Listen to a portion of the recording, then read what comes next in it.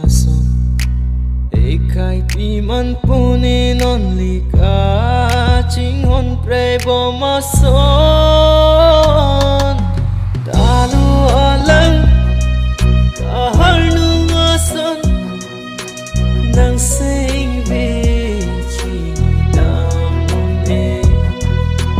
ni dung ben dam jui pu tang te ni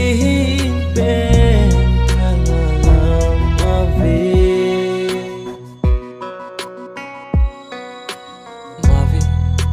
do antami e che than ke tang det ke nang se kirlari non one ka ching hon ai abang tam tang mi tung ching hon na lam ave lo ma nang seng alo nang jong si e phan kang hon do te ni u kang ki lo ti beng ni phan ki hang ala ma ve tani sing vi nang phan si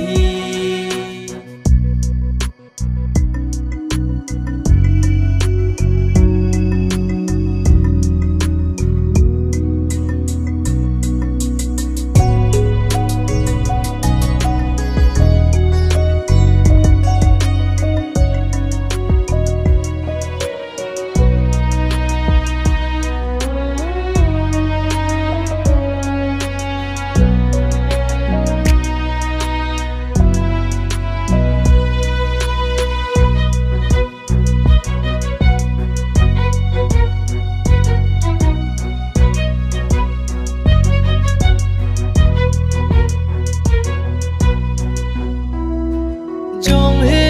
li jadi tame jadi pe juro ne nang le ni dung do